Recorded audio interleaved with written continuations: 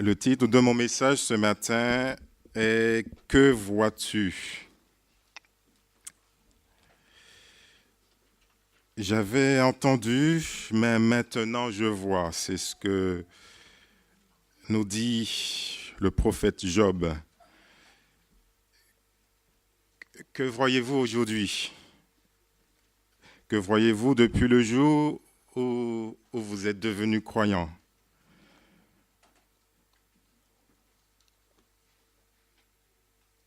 Vous avez entendu la première fois, vous êtes venu, qu'avez-vous vu? Que voyez-vous? Je me suis amusé à faire un petit calcul et je sais que la plupart d'entre nous sommes baptisés, sommes chrétiens depuis un certain nombre d'années, plusieurs années, plusieurs décennies pour certains, bon inclus. Certains même sont nés dans l'église, dans cette église, c'est-à-dire sont nés dans une famille chrétienne, croyante. D'autres ont découvert la religion très jeune. Et je suis sûr que certains ici ont fêté cette année leur 30e anniversaire de baptême, ou peut-être au plus. Plus. Alors, lorsque je fais un petit calcul, donc nous allons prendre une moyenne, disons que cela fait 10 ans que vous fréquentez cette église, celle-là ou une autre. Et donc 10, c'est une moyenne basse, 10, le chiffre symbolique dans la Bible, minimum, comme les 10 doigts de la main, les 10 commandements, les 10 plaies d'Égypte, si ça vous parle, les 10 ancêtres entre Adam et Noé, et 10 entre Noé et Abraham. Donc, nous retenons ce chiffre 10. 10 ans. Une année, cela fait 52 semaines. Donc, depuis 10 ans, nous avons entendu 520 prédications. Entendu ou subi 520 prédications. Vous ferez une de plus ce matin. Et donc, 520 prédications, et dans notre église, nous avons aussi l'habitude de nous retrouver, on va partager la parole en groupe. Et donc, ça fait 520 plus 520, 1040 occasions où vous avez entendu parler de Dieu. 10 années, 10 ans, 1040 transmissions audibles de la parole. Vous avez entendu 1040 fois entendu parler de Dieu. Non seulement la première fois, chaque sabbat. Et quelle révélation avez-vous eu de Dieu aujourd'hui? Quelle révélation avez-vous eu de Dieu? Ce matin, est-ce que vous pouvez dire que Dieu s'est révélé à moi, s'est révélé à vous? Est-ce que vous pouvez dire, j'ai une vision plus profonde de qui est Dieu depuis le premier jour, où j'ai entendu parler de lui, depuis la première fois?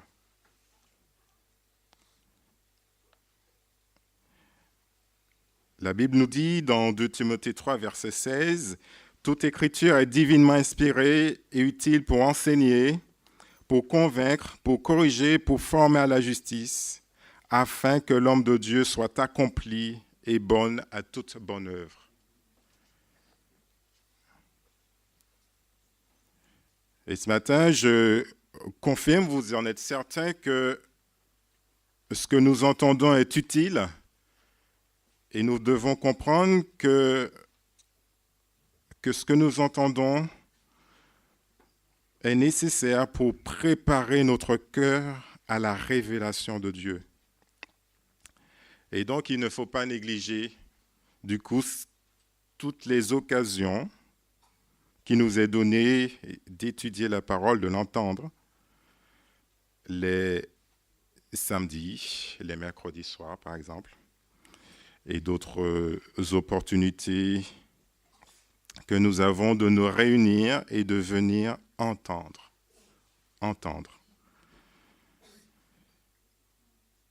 Et la révélation de Dieu surgira de l'écoute, de cette écoute, de l'enseignement de la parole, de la recherche de Dieu. Et nous avons besoin de cela. Nous avons besoin d'être attentifs, d'avoir une oreille attentive pour que le Saint-Esprit ouvre nos cœurs, notre intelligence. Si nous acceptons d'écouter les enseignements de Dieu, si nous sommes attentifs à ce qui est dit par les serviteurs inspirés de la Bible ou ceux que Dieu continue à inspirer à ses serviteurs présents ou contemporains, l'œuvre du Saint-Esprit est de nous amener à une plus claire compréhension, à une révélation progressive, plus claire de Dieu. Et donc, avez-vous entendu parler de Job? Au moins depuis le 1er octobre, depuis ce trimestre. Lorsque nous ouvrons nos Bibles dans le livre de Job, relisons le passage qui nous a été lu, Job 42, versets 3 à 5.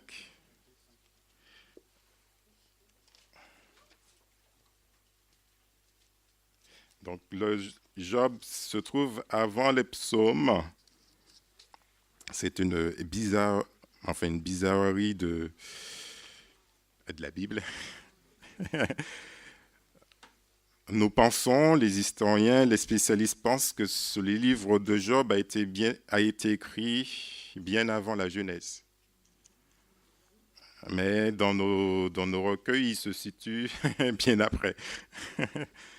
Donc, Job 42, versets 3 à 5, il nous est dit, qui est celui qui dissimule mes plans par un manque de savoir. Oui, j'ai parlé sans les comprendre de merveilles qui me dépassent et que je ne connais pas. Écoute-moi et je parlerai, je t'interrogerai et tu me renseigneras. Et Job, il dit, mon oreille avait entendu parler de toi, mais maintenant mon œil t'a vu. Mon oreille avait entendu parler de toi, mais maintenant mon œil t'a vu. À quel moment se situe cette parole? Se situe à la fin du livre. Au 42e chapitre du livre, le dernier chapitre, Job confesse qu'il avait entendu parler de Dieu, mais maintenant il le voit. Job, cet homme pieux que Dieu présente lui-même au verset 8 du premier chapitre, donc revenons tout au début du livre, au premier chapitre, Job, au verset 8, l'Éternel dit à Satan, as-tu remarqué mon serviteur Job? Il n'y a personne comme lui sur la terre. C'est un homme intègre et droit, craignant Dieu et se détournant du mal. Et donc Dieu sait de qui il parle. Il connaît Job, sa fidélité, sa rectitude de caractère, un homme sage, respectable, respecté. Et Job, il craint Dieu, il se détourne mal parce qu'il a entendu parler de lui, de Dieu. Et Job a décidé de marcher avec son Dieu, de pratiquer la justice, de faire ce qui est droit. Et Job Nous pouvons le relire au premier verset. Le livre le présente d'emblée. Il y avait dans le pays d'Uz un homme qui s'appelait Job, et cet homme était intègre et droit. Il craignait Dieu et se détournait du mal. Et Dieu le répète au verset 8 pour bien marquer cette différence, pour bien appuyer que Job est dans le droit chemin. Non seulement il est dans le droit chemin, mais ce qu'il a entendu, il a compris. Il a compris que Dieu fait grâce, que Dieu est un Dieu de grâce, puisqu'on le voit au verset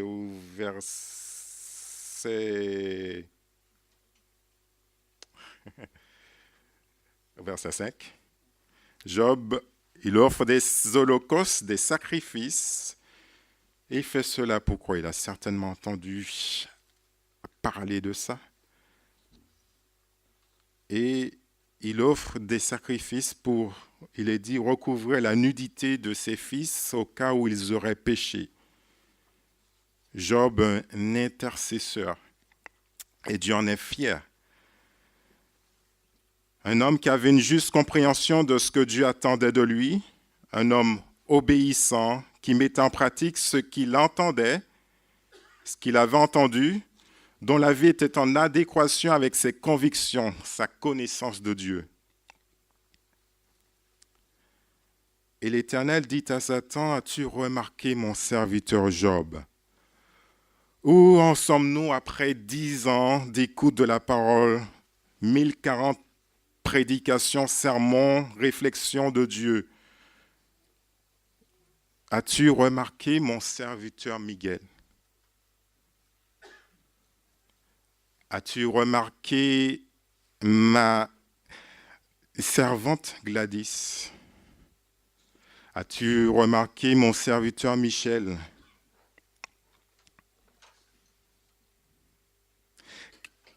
Quels ont été les effets, l'impact de ces prédications, de cette écoute sur ma vie? La parole a-t-elle atteint son but? Et aujourd'hui, suis-je reconnu pour mon intégrité? Suis-je fidèle à Dieu, quelles que soient les circonstances de la vie survenues tout au long de cette période d'écoute, 10 ans après, 20 ans? Est-ce que je reste accroché à mon Dieu dans les situations de doute, dans les situations d'opposition, d'adversité, lorsque je suis persécuté? Et Job était cet homme. Et donc au chapitre 1, Job est présenté comme un homme juste, non pas parfait, mais juste, justifié par Dieu au regard de ce qu'il savait de Dieu, de ce qu'il savait sur Dieu, justifié par rapport à la confiance qu'il avait placée en lui, en Dieu.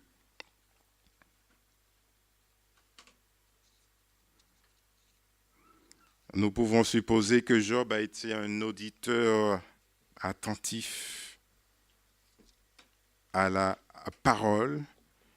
Il n'en a pas perdu une miette. Et pourtant, 41 chapitres plus loin, mes oreilles avaient entendu parler de toi, mais maintenant mon œil t'a vu. Job reconnaît finalement et qu'il ne sait pas grand-chose de Dieu. Et effectivement, tout au long du livre, il y a des réalités qui lui échappent. Nous savons ce qui se passe dans l'invisible au chapitre 1er.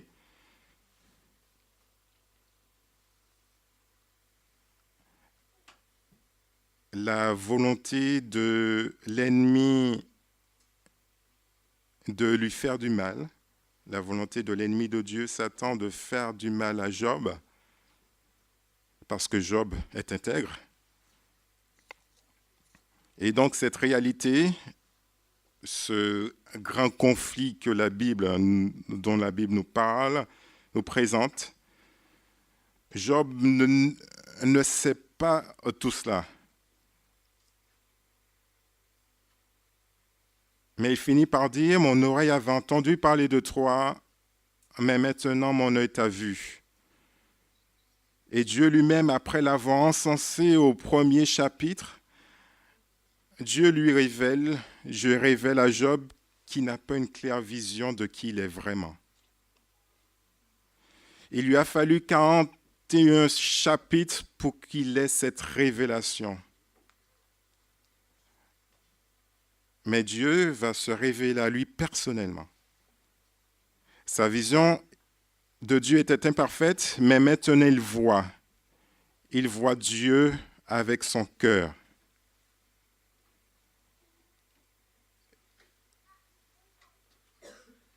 Job va subir les attaques de l'ennemi, de Satan. Le diable va s'acharner sur lui. Le diable va appuyer bien fort parce qu'il sait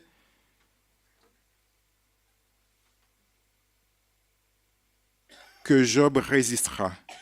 Et donc, il met le paquet. Le diable va le déposséder de tous ses biens, de sa famille, de ses enfants. Il va le pousser à bout pour le tenter, pour le faire chuter. Regarde-toi. Regarde où tu en es. Maudis Dieu et meurs. Mais au chapitre 42, Job comprend que malgré toute la souffrance dont il est spectateur, qu'il subit, il a cette révélation que Dieu existe, que Dieu se soucie de lui, comme Dieu se soucie du reste de sa création. Job ne savait pas grand-chose, mais le peu qu'il ait entendu a suffi à nourrir sa foi, a suffi pour qu'il croie en ce qu'il ne voyait pas, a suffi pour qu'il s'accroche à Dieu, même dans l'adversité la plus extrême. Ce qu'il a entendu a suffi pour qu'il ait la certitude dans son cœur que Dieu est souverain, que Dieu est puissant et que Dieu est bon.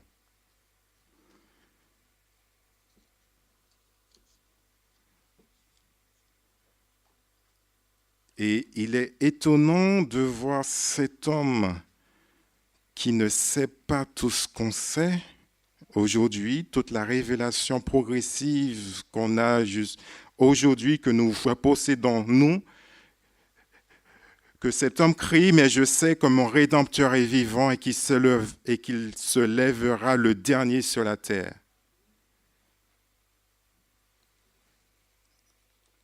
Cette foi,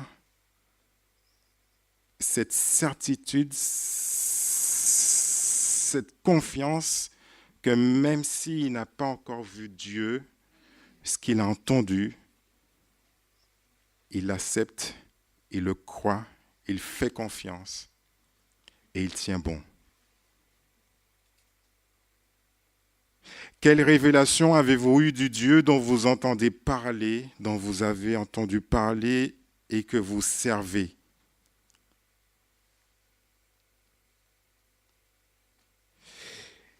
Il est temps de passer d'une pratique de Dieu à une connaissance de Dieu. En d'autres termes, d'une connaissance théorique vécue à une foi vivante. Parfois, nous nous contentons d'entendre la parole, mais sans laisser l'Esprit Saint nous enseigner, nous toucher, nous amener à une connaissance, à une compréhension plus approfondie des réalités célestes. Ces réalités qui nous aideront à tenir ferme, à tenir bon, à résister, à triompher, parce que nous nous reposerons sur la fidélité, sur la compassion, sur les promesses d'un Dieu qui se révélera à nous jour après jour.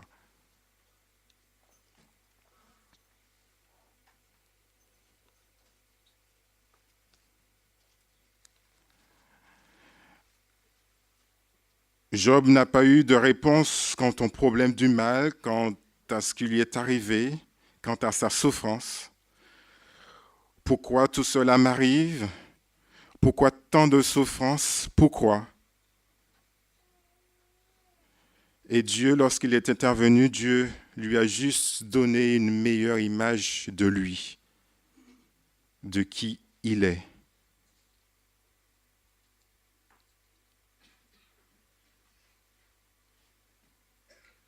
Et donc, il y a des réalités qui nous échappent. Nous ne comprenons pas tout. Il y a des réalités invisibles, des choses que nous ne percevons pas, que nous ne comprenons pas. Mais faites confiance à Dieu. Ne vous découragez pas. Et ce matin, avec les jeunes, nous avons chanté les paroles de Magie et Blanchard qui me reviennent à l'instant, des paroles qui nous disent « Je ne sais pas comment, mais je sais qu'en son temps, il agira.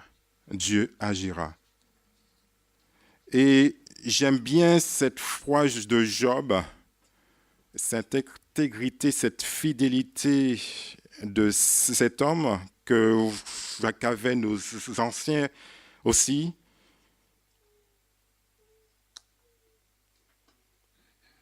qui fait simplement confiance à Dieu. On ne comprend pas tout, on ne comprend pas grand-chose, mais nous voulons y croire. Nous nous accrochons à ce que nous avons lu. Nous nous accrochons à ce qu'on nous a dit.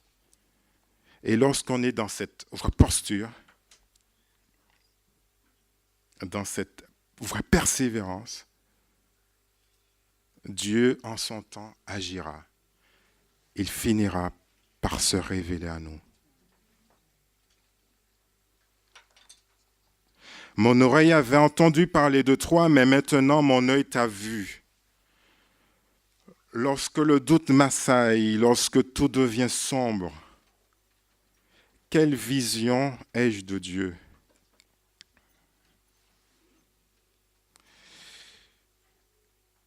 Jean, permettez-moi de vous parler aussi de Jean le Baptiste, le prophète contemporain, précurseur de Jésus. Jean-Baptiste a passé par par un chemin de souffrance, d'épreuve. Lisons Matthieu 11, versets 8 à 11.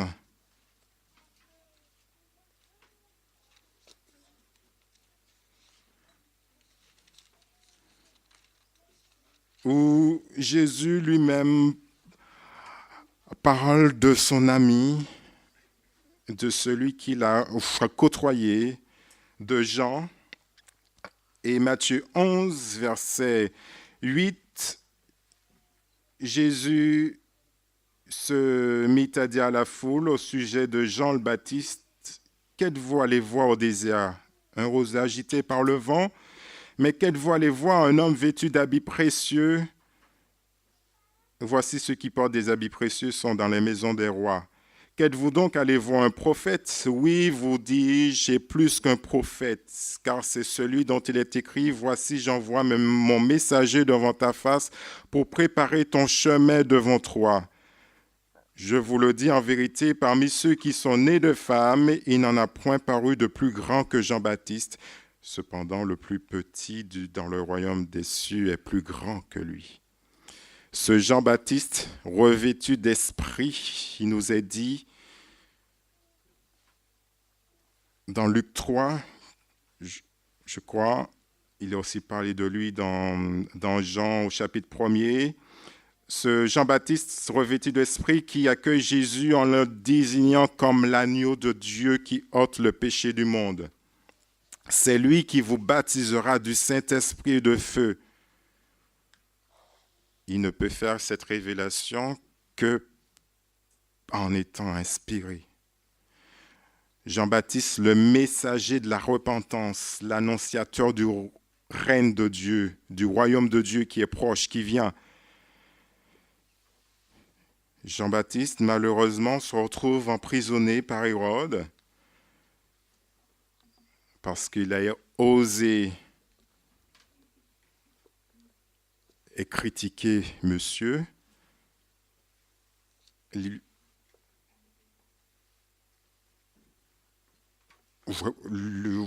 vais parler de dire qu'il était dans une situation d'adultère. Et du fond de sa prison, Jean-Baptiste envoie questionner Jésus. Et nous lisons ça, et quelques versets plus haut, Matthieu 11, verset 3. Es-tu celui qui doit venir ou devons-nous en attendre un autre? Verset 2, Jean, ayant entendu parler dans sa prison des œuvres du Christ, lui fit dire par ses disciples, es-tu celui qui doit venir ou devons-nous en attendre un autre? Et Jésus leur répondit, allez rapporter à Jean ce que vous entendez et ce que vous voyez. Les aveugles voient, les boiteux marchent, les lépreux sont purifiés, les sourds entendent, les morts ressuscitent et la bonne nouvelle est annoncée aux pauvres. Allez rapporter à Jean ce que vous entendez et ce que vous voyez. Du fond de sa cellule, il nous est dit que Jean ne voit pas ce qu'il a entendu. Il a entendu des choses à propos de cet homme qui fait des miracles et qui se mêle aux gens, au bas peuple, qui mange, qui fréquente des gens pas très respectables aux yeux des hommes. Et pour Jean, j'ai annoncé le Sauveur, le Libérateur. Mais est-ce bien lui? Ne me suis-je pas trompé? Es-tu celui qui doit venir ou devons-nous en attendre un autre? Et Jésus répond à ses disciples, aux disciples de Jean, allez rapporter à Jean ce que vous entendez et ce que vous voyez. Mon œil avait entendu parler de toi, mais maintenant mon œil t'a vu. Mes oreilles, mon oreille avait entendu parler de toi, mais maintenant mes yeux t'ont vu. Tout comme Job, Jean-Baptiste avait entendu parler de Dieu. Ce que Job n'a pas vu, Jean-Baptiste l'a vu de ses yeux. Le Fils de Dieu, il a touché. Il a prêché le baptême de repentance. Jean le prédicateur, celui qui soulevait des foules. Jean a annoncé le royaume de Dieu. Mais Jésus dit à ses disciples, allez rapporter à Jean ce que vous entendez et ce que vous voyez. Cela ne vous semble pas paradoxal que Jésus renvoie les disciples de Jean-Baptiste, les propres disciples de Jean, que Jésus les renvoie rapporter à Jean ce qu'il est censé avoir prêché, ce qu'il est censé avoir assimilé et compris lui-même.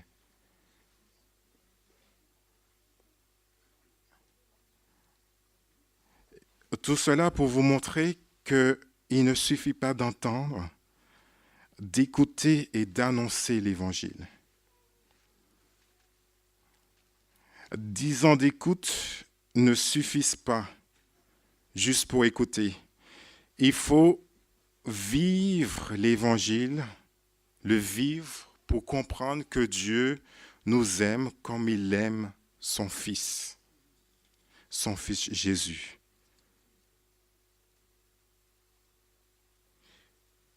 Et c'est à cela que Jésus invite Jean. Tu as prêché la parole. Ce matin, tu prêches la parole.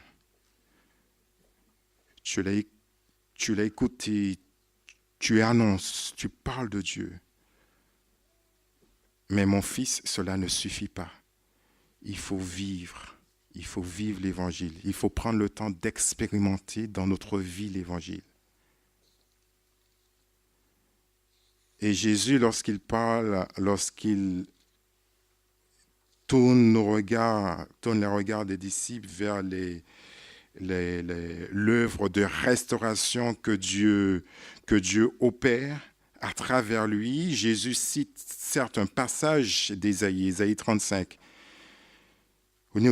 Et Jésus, effectivement, reprend ce passage et dit que les aveugles voient, les boiteux marchent, les lépreux sont purifiés, les sourds entendent, les morts ressuscitent, la bonne nouvelle est annoncée aux pauvres.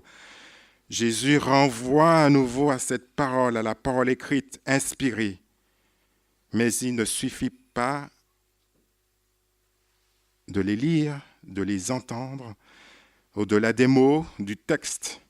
Qu'est-ce que cela signifie pour nous? Quel discernement avez-vous de la parole? Qu'avez-vous compris de moi lorsque vous entendez, lorsque vous méditez ces paroles? Qu'est-ce que cela signifie pour vous? Quelle révélation avez-vous eue de Dieu sur Dieu lui-même? Quelle révélation avez-vous eue pour votre vie, pour vos familles, pour vos enfants, pour votre salut? Et ce que nous entendons, est-ce que ce sont ce que nous disons sur Jésus? Est-ce que ce sont des phrases toutes faites qui n'ont finalement pas grand sens pour nous, ni pour les autres?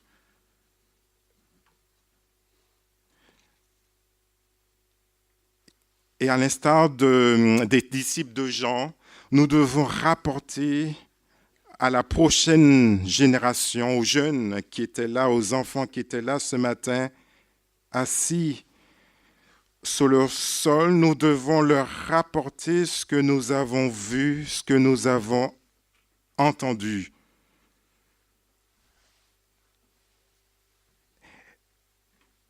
Et la mission est grande. Parce que cette génération, ce n'est pas la génération de nos parents où pour eux il suffisait de relever la tête le soir, la nuit, d'observer les étoiles et de croire. La jeune génération là, la génération montante, cette génération adhère à ce qui a du sens. Et ce qui a du sens pour eux, ce n'est pas de leur dire prends, prie et deviens. Et après tant d'années,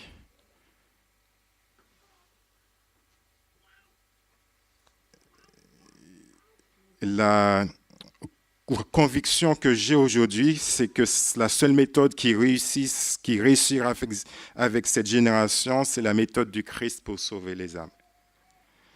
C'est-à-dire que vous devez passer du temps avec eux, vous préoccuper de leurs besoins pour leur faire du bien.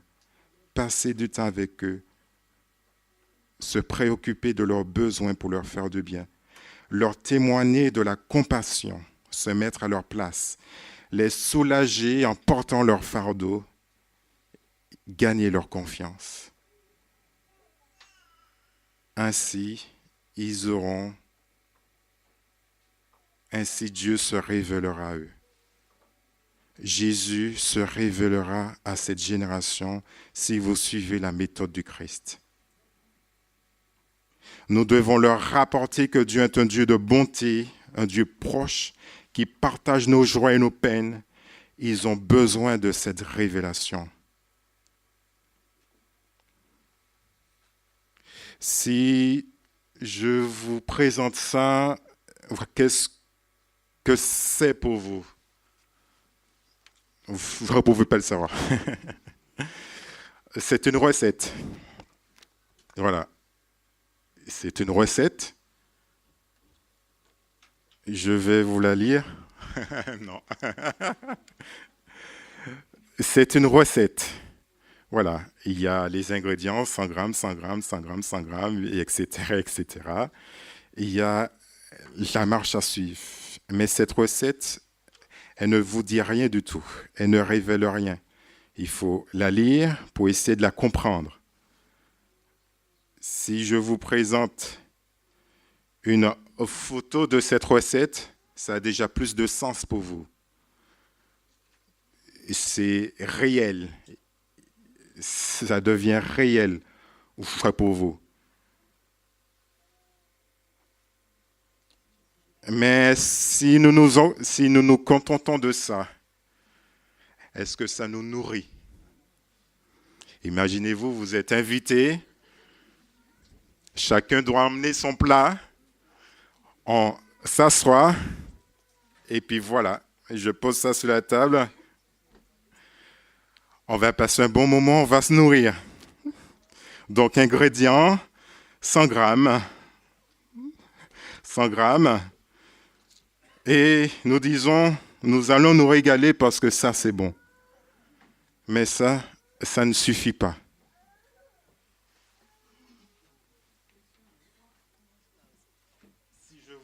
Si je vous présente ça maintenant, ça vaut pas. Ça, c'est du concret. Voilà.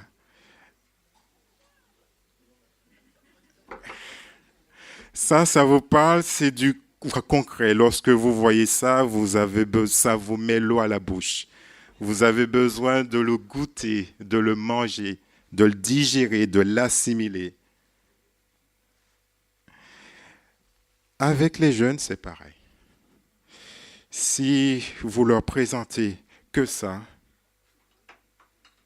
ok, d'accord, vas-y, lis, prie, fais ce que Dieu te demande, et tu verras, et voilà. Ça ne va pas leur parler.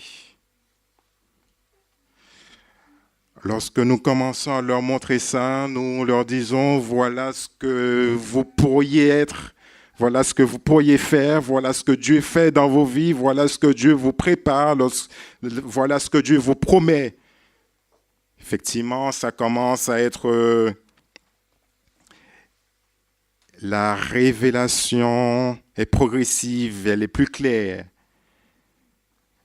Mais lorsque vous présentez vos vies, lorsque vous leur parlez de ce que Dieu a fait dans vos vies, lorsqu'ils voient ce que Dieu a accompli dans vos vies, lorsqu'ils vont comprendre, ils vont saisir ce que Dieu est, ils vont comprendre que Dieu est un Dieu de bonté. Mais ça, effectivement, ça prend du temps. Avec eux, il faut prendre du temps. Mais c'est justement dans le temps de la préparation, lorsque vous allez passer du temps avec eux, à vous asseoir, à lire la recette avec eux, à l'étudier, à vous conformer à la recette, mais le temps que vous passerez à préparer la recette avec eux, à les guider, à les enseigner. Et lorsqu'ils verront le résultat, ils seront fiers. Ils seront valorisés. La qualité du temps passé, l'écoute, la bienveillance, la compassion que vous allez leur témoigner, que vous allez exercer, le temps de qualité que vous aurez avec eux, c'est là qu'ils vont commencer à percevoir les merveilles de Dieu dans vos vies et ce que Dieu dit de lui, ce qu'ils entendent en lisant, en écoutant la parole. Effectivement, Dieu l'accomplit. Jean a vu du fond de sa prison, il a eu sa révélation. Et quelle révélation il a eu, Jean? Le plan du salut pour l'humanité.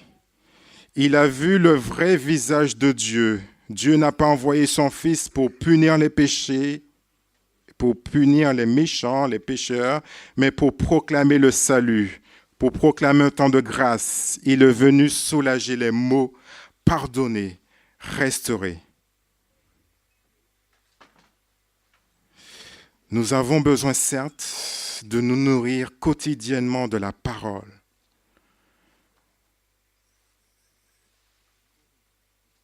Mais nous devons aussi interroger nos certitudes. Nous devons laisser Dieu se révéler lui-même à nous. Ne pas le conformer à nos idées, à nos conceptions, nos points de vue. Quelle vision ai-je de Dieu depuis la première fois où j'ai entendu parler de lui? Comment j'ai cheminé, comment j'ai grandi avec lui? Est-ce que Dieu est devenu plus présent? Est-ce que Dieu est devenu personnel? Est-ce que vous avez saisi, compris ce que Dieu attend de vous, l'œuvre qu'il fait en vous, qu'il opère en vous? Quelle vision avez-vous de Dieu? La mort de Jésus a révélé à l'univers le véritable caractère de Dieu, de notre Créateur. Il y a des réalités que nous ne percevons pas, des choses que nous ne comprenons pas toujours. Nous connaissons mal Jésus, mais aujourd'hui, pouvez-vous dire, j'avais entendu parler de toi, mais maintenant mon œil t'a vu. Amen.